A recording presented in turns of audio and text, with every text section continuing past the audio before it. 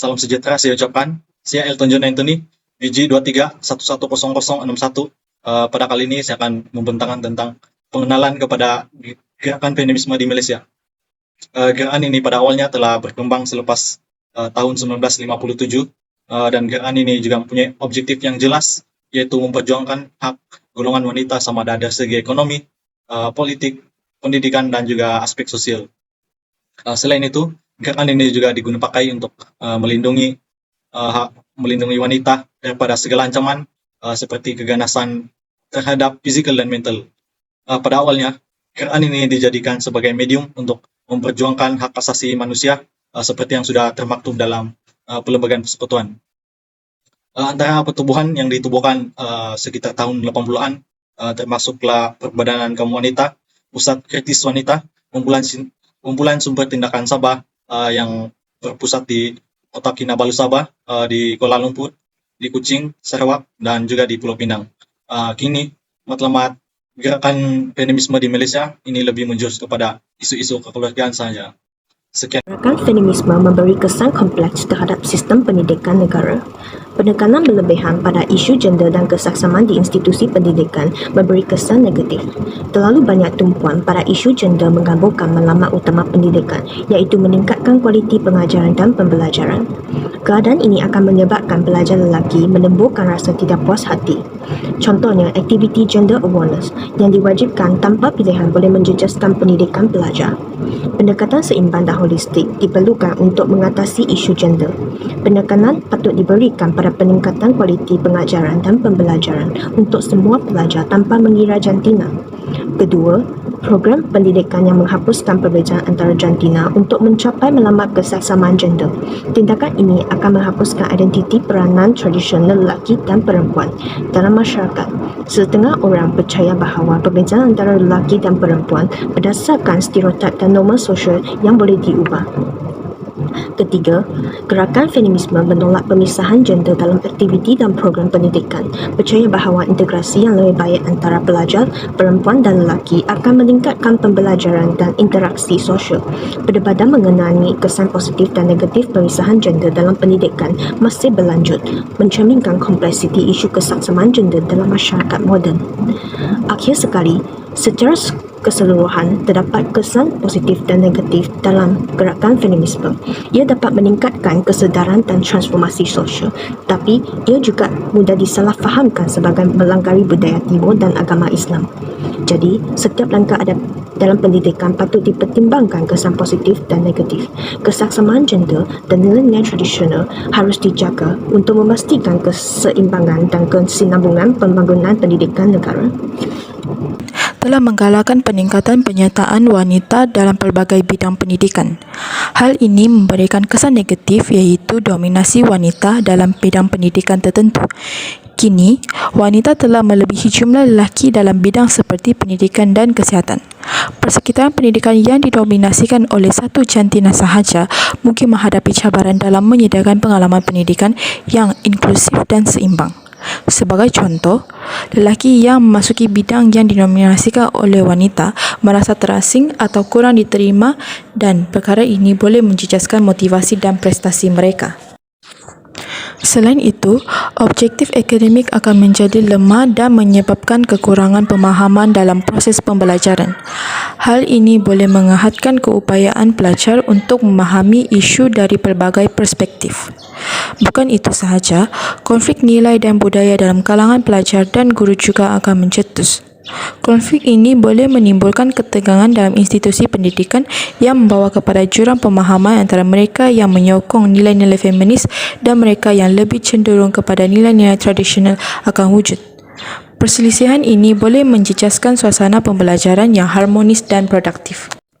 Seterusnya, dwi-peranan akan wujud. Hal ini kerana gerakan feminisme telah mendorong wanita untuk aktif dalam pendidikan dan kerjaya. Namun, pada masa yang sama, telah membawa kepada cabaran dwi-peranan yang signifikan. Wanita perlu mengimbangi komitmen akademik dengan tanggungjawab rumah tangga. Tekanan ini boleh membawa kepada keletihan fizikal dan emosi, menjejaskan prestasi akademik dan profesional serta kesihatan mental mereka.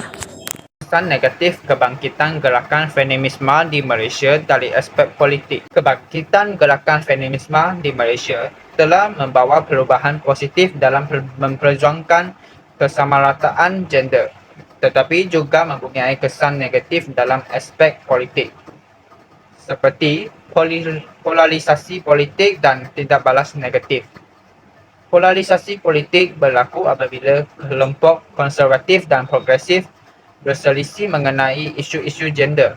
Contohnya, pendebatan kota 30% wanita dalam politik yang dicadangkan oleh Kerajaan Pakatan Harapan pada 2018. Parti konservatif seperti PAS menentang kota ini dengan alasan ia tidak selari dengan nilai-nilai tradisional. Tindak balas negatif atau backlash pula timbul apabila gerakan feminisme menghadapi reaksi balas dari kelompok yang merasa terancam oleh perubahan status quo. Ini boleh mengakibatkan kebijaksanaan yang membatasi hak-hak wanita dan meningkatkan retorik misoginis dalam politik dan media. Contohnya, peningkatan retorika anti-feminisme dari golongan konservatif yang menganggap feminisme sebagai ancaman kepada institusi keluarga dan moral masyarakat. Pada 2020, ketika Kementerian Pendidikan mencadang modul pendidikan seksual yang lebih komprehensif, terdapat reaksi balas kuat dari PAS dan NGO konservatif yang menuntut agar modul ini diubah mengikut ajaran Islam. Salam sejahtera, saya Jermaine Walter Tuhan, nombor metrik BG23110275. Kesan negatif kebangkitan gerakan feminisme di Malaysia dari aspek politik yang ketiga adalah kesulitan dalam meningkatkan kesedaran. Ramai golongan wanita di Malaysia yang kurang melibatkan diri dalam aktiviti politik berbanding dengan golongan lelaki. Serta konsep feminisme juga dianggap asing dan mempunyai unsur-unsur kebaratan. Selain itu, wanita dalam politik akan menghadapi ekspektasi yang tidak realistik untuk menjadi pejuang feminisme semata-mata kerana gender mereka. Ia boleh membebankan mereka dan mengalihkan perhatian daripada isu-isu lain yang juga dianggap sebagai perkara yang penting. Yang keempat adalah memanipulasikan politik. Ahli politik mungkin akan menggunakan isu-isu feminisme sebagai salah satu agenda politik mereka sendiri dan bukannya bertujuan sebenar untuk mengetengahkan hak wanita. Ini membolehkan mereka mengabaikan tujuan gerakan feminisme dan mengurangkan kepercayaan masyarakat terhadap gerakan tersebut. Isu-isu yang berkaitan dengan feminisme boleh dieksploitasikan oleh semua parti politik bagi meraih sokongan daripada golongan masyarakat tanpa komitmen yang sebenar terhadap pembaruan atau kesetaraan gender dan perbezaan wanita, kerana perkara ini juga mempunyai beberapa kesan buruk yang menjejaskan kehidupan sosial negara. Terima kasih. Seterusnya, saya Hatzah Kerana Abdul Haris BG 23110373 akan membentangkan kesan kebangkitan gerakan feminisme dari aspek sosial. Kesan buruk yang pertama adalah berlakunya konflik antara generasi. Hal ini kerana terdapat perbezaan prinsip dan budaya. Generasi tua percaya bahawa feminisme bertentangan dengan budaya dan prinsip moral tradisional. Perspektif feminisme tentang kesamarataan dalam rumah tangga dianggap menghina adat dan amalan lama. Ini menyebabkan berlakunya pertengkaran antara generasi. Generasi muda yang menyokong feminisme bertentangan dengan generasi tua yang konservatif, menyebabkan ketidakfahaman dan ketegangan dalam keluarga dan masyarakat berlaku. Kesannya, hubungan keluarga akan terjejas, menyebabkan perbincangan dan perdebatan yang berlarut-larutan. Yang kedua adalah mereka yang terlibat dengan gerakan feminisme sering dianggap terlalu ganas ataupun anti lelaki. Ini menghalang perbincangan konstruktif tentang kesetaraan gender. Hak wanita akan sering disalahfahamkan sebagai serangan terhadap lelaki. Kesannya, masyarakat sukar menerima mereka yang terlibat dalam gerakan feminisme. Aktif feminisme juga mungkin dikecualikan daripada masyarakat atau menghadapi tentangan dari komuniti dan keluarga mereka sendiri. Misalnya, seorang wanita yang melakukan gerakan feminisme memimpin protes terhadap ketidaksamaan gender di tempat kerja mungkin dituduh sebagai terlalu ganas kerana menggunakan taktik yang tegas seperti demonstrasi besar-besaran ataupun boikot. Media mungkin akan melaporkan protes tersebut dengan negatif, memfokuskan kepada aspek-aspek konfrontasi daripada matlamat sebenar gerakan feminisme. Kesan negatif kebangkitan gerakan feminis di Malaysia dari aspek sosial. Yang ketiga adalah hak istimewa. Terdapat kritikan bahawa gerakan ini sering mengabaikan wanita dari kelas bawah dan mereka telah menghadapi pelbagai masalah yang berbeza dan lebih mendesak. Yang kedua ialah hak istimewa ini mereka telah mengabaikan wanita dari kelas rendah dan pedesaan yang menghadapi masalah yang berbeza seperti mereka mengalami isu-isu seperti kesetaraan gaji, peluang pekerjaan dan cuti melahirkan dan mengakibatkan wanita dari kelas rendah dan pedesaan merasakan mereka diabaikan oleh gerakan feminis yang sepatutnya memperjuangkan hak semua wanita tanpa mengira latar belakang sosioekonomi. Kesan keempat ialah feminisme membawa pada penekanan yang berlebihan terhadap isu-isu gender sehingga mengabaikan faktor-faktor yang lain seperti penting dalam analisis sosial seperti kelas sosial, etnik dan agama. Kesan ini membawa perbincangan mengenai upah fokus mungkin hanya diberikan kepada jurang upah antara lelaki dan wanita tanpa mempertimbangkan bagaimana kelas sosial atau etnik juga mempengaruhi pendapatan. Isu-isu ini yang dihadapi oleh wanita dari kelas pekerjaan dan komuniti luar bandar mungkin diabaikan dalam perbincangan feminisme yang lebih banyak memberi tumpuan kepada wanita kelas pertengahan dan elit di kawasan bandar. Dan yang kelima adalah penciptaan dikotomi yang lebih tajam antara jantina. Ini mengatakan bahawa gerakan feminisme telah mengangkat kedudukan wanita dan menuntutkan kesetaraan. Terdapat risiko bahawa perbezaan antara jantina akan menjadi lebih ditekankan sehingga mengukuhkan stereotip gender yang sebenarnya ingin dihapuskan.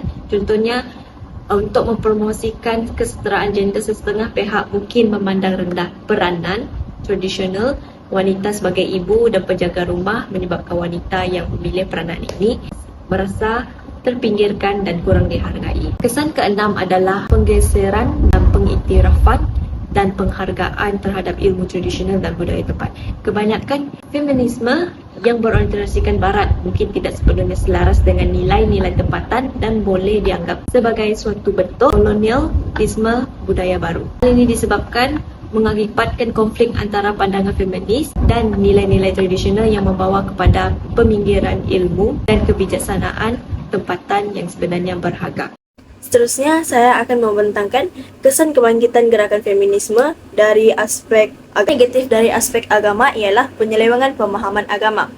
Gerakan feminisme bertentangan dengan nilai agama khususnya dalam Islam. Ajaran agama menggariskan peranan spesifik untuk lelaki dan wanita. Lelaki sebagai ketua keluarga dan wanita sebagai ibu dan pengasuh. Wanita bertanggungjawab menjaga rumah tangga dan mendidik anak-anak. Ini menyebabkan ketidakselesaan berlaku dalam masyarakat. Kesamarataan jantina dilihat mencabar ajaran agama. Hak wanita bekerja di luar rumah atau memegang jawatan kepimpinan dipandang negatif. Pembahagian tanggung jawab lebih seimbang antara suami dan istri juga dianggap mencabar otoriti lelaki sebagai ketua keluarga. Kesan gerakan feminisme berlaku perpecahan dalam komuniti agama. Polarisasi antara konservatif dan progresif. Pendapat bertentangan mengenai penerapan ajaran agama dalam isu gender. Pertama, pandangan golongan konservatif iaitu berpegang teguh kepada peranan gender tradisional untuk struktur sosial dan keluarga yang stabil. Mereka menolak perubahan yang bertentangan dengan teks suci dan ajaran ulama. Mereka juga melihat feminisme sebagai ancaman kepada nilai moral dan sosial agama. Manakala pandangan golongan progresif pula percaya bahawa ajaran agama boleh disesuaikan dalam konteks moden. Mereka menyokong pembaharuan agama untuk menyesuaikan dengan kesamarataan jantina dan hak asasi manusia. Mereka mendukung feminisme sebagai cara memperjuangkan hak wanita dalam kerangka ajaran agama. Manakala kesan gerakan feminisme dalam komuniti Kristen pula berlaku penekanan persamaan mutlak. Feminisme menekankan persamaan antara lelaki dan wanita. Ini bertentangan dengan penafsiran tradisional dan peranan gender dalam ajaran Kristen. Peranan gender ilahi, setengah penganut Kristen percaya bahawa peranan gender ditentukan secara ilahi dan tidak boleh berubah. Oleh itu, kebangkitan feminisme dilihat sebagai cabaran terhadap struktur keluarga dan peranan tradisional. Wanita dalam kepemimpinan gereja menuntut hak yang sama bagi wanita dalam kepemimpinan gereja. Tradisi Kristen konservatif melihat ini sebagai ancaman kepada struktur kepemimpinan yang didominasi oleh lelaki. Nama saya Gampe Hui, nombor metrik BG231102 teruskan dengan kesan negatif isu kebangkitan gerakan feminisme di Malaysia dari aspek kekeluargaan. Sudah terang lagi bersuluh bahawa isu kebangkitan gerakan feminisme di Malaysia telah membawa kepada konflik peranan gender dalam rumah tangga. Tradisi di mana lelaki sebagai pencari nafkah dan wanita sebagai penjaga rumah kini telah berubah dengan lebih ramai wanita yang bekerja dan berdikari. Perubahan ini telah menyebabkan berlakunya ketegangan dalam sesebuah rumah tangga kerana lelaki perlu mengambil peranan dalam kerja rumah dan telah bercanggah dengan tradisi lama. Selain itu, peningkatan kes penceraian turut dikaitkan dengan isu kebangkitan feminisme. Hal ini dikatakan demikian kerana wanita yang lebih fokus kepada pendidikan dan kerjaya kini telah lebih berdikari dan berani meninggalkan perkahwinan yang tidak bahagia. Mereka tidak lagi bergantung kepada pasangan kerana telah memiliki kewangan sendiri. Harapan yang tinggi terhadap perkahwinan dan ketidakpuasan dalam tanggungjawab rumah tangga sering menyebabkan berlakunya penceraian. Kesimpulannya, isu kebangkitan feminisme ini telah memberikan lebih banyak pilihan dan kebebasan kepada wanita, tetapi juga mencapai peranan tradisional dalam keluarga, menimbulkan konflik peranan gender dan peningkatan kes penceraian. Seterusnya ialah kesan kepada identiti dan ego lelaki. Perubahan peranan lelaki yang dibesarkan dengan keyakinan bahawa mereka harus menjadi pencari nafkah utama dan pemimpin keluarga merasa terancam apabila wanita dalam hidup mereka seperti isteri atau pasangan mencapai kejayaan besar dalam kerjaya atau menjadi lebih berkuasa dalam pengambilan keputusan keluarga. Perasaan ini boleh menyebabkan ketidakselesaan dan ketegangan dalam rumah tangga. Kesan negatif kebangkitan gerakan feminisme di Malaysia dari aspek kekeluargaan yang terakhir ialah memberi kesan buruk terhadap anak-anak. Anak-anak akan mengalami tekanan emosi apabila di rumah anak-anak sering melihat tengkaran antara ibu bapa mereka. Anak-anak akan meniru sikap ibu bapa jika mereka kerap menyaksikan tingkah laku negatif seperti sikap tidak hormat atau menggunakan perkataan-perkataan yang tidak baik antara ibu bapa mereka. Mereka mungkin menganggap ini sebagai tingkah laku yang boleh diterima dan menirunya dalam hubungan mereka sendiri. Seterusnya, saya akan membentangkan kesan kebangkitan gerakan feminisme dari aspek pekerjaan. Kesan negatif dari aspek pekerjaan yang pertama ialah mendapat pandangan negatif majikan dari rakan sekerja. Wanita yang lantang menyuarakan hak dianggap ancaman ataupun musuh. Mereka akan dilabel sebagai pekerja yang sukar diurus ataupun pembuat masalah. Mereka juga mendapat pengasingan dalam proses kerjaya. Wanita diketepikan dalam pengambilan pekerja ataupun kenaikan pangkat. Ini menyebabkan para wanita menghadapi tekanan mental dan motivasi. Mereka mengalami tekanan mental, penurunan motivasi, dan rasa tidak puas hati dan akan berhenti kerja. Kesannya, syarikat mengalami kerugian. Wanita mencari peluang di tempat lain yang lebih menghargai sumbangan mereka. Oleh itu, syarikat akan menghadapi kerugian yang besar, mencari pengganti dan kos tambahan untuk pekerja baru. Kesan negatif seterusnya ialah diskriminasi di tempat kerja terhadap wanita yang menyuarakan hak mereka. Mereka mendapat peluang terhad dan penilaian tidak adil, seperti peluang latihan terhad dan penilaian pencapaian yang pilih kasih. Mereka juga turut diabaikan dalam proses kenaikan pangkat. Hal ini kerana majikan cenderung memberi peluang kepada pekerja yang dianggap tidak mencabar status quo. Wanita yang terlibat dalam gerakan feminisme sering diabaikan untuk jawatan penting. Contohnya, jawatan pengurus pemasaran diberikan kepada pekerja lelaki yang kurang berpengalaman. Alasan yang diberikan adalah potensi kepemimpinan yang lebih baik tanpa penjelasan yang kukuh. Kesan diskriminasi tersebut akan menghalang kemajuan profesional wanita, menciptakan pekerjaan persekitaran kerja yang tidak adil. Feminisme di Malaysia telah memberi kesan yang buruk kepada perpecahan masyarakat, khususnya dalam konteks nilai dan tradisi keagamaan. Selain itu, segelintir pihak juga beranggapan bahawa gerakan ini telah mengancam institusi keluarga dan memudaratkan keharmonian rumah tangga. Tambahan pula, stigma negatif feminisme telah menghalang wanita daripada mendapat hak dan sokongan mereka.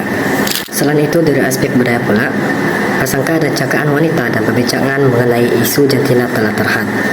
Jadi apa yang saya maksudkan adalah peranan wanita dalam masyarakat terus berubah dan ini telah mewujudkan ketegangan antara unit keluarga dan masyarakat yang lebih besar. Tambahan pula, apabila menyentuh tentang hal ini, perlu diingatkan bahwa perbezaan budaya dan memberikan nilai dan maruah yang sama kepada semua pihak berkepentingan tanpa mengira jantina adalah sangat penting. Oleh hal demikian, beberapa usaha perlu dilakukan untuk menutup jurang budaya ini, yaitu dengan mendidik masyarakat serta memperjuangkan hak asasi manusia, terutamanya yang melibatkan kebebasan ahli keluarga dalam bersuara. Akhir sekali, langkah-langkah penambahbaikan perlu terdiri daripada prinsip-prinsip penghormatan agama dan kerjasama untuk mewujudkan persekitaran di mana wanita akan bebas sama dengan lelaki. Jadi kita haruslah menangani masalah ini dengan persefahaman dan keazaman bahwa kerajaan Malaysia pastinya boleh membentuk gerakan feminis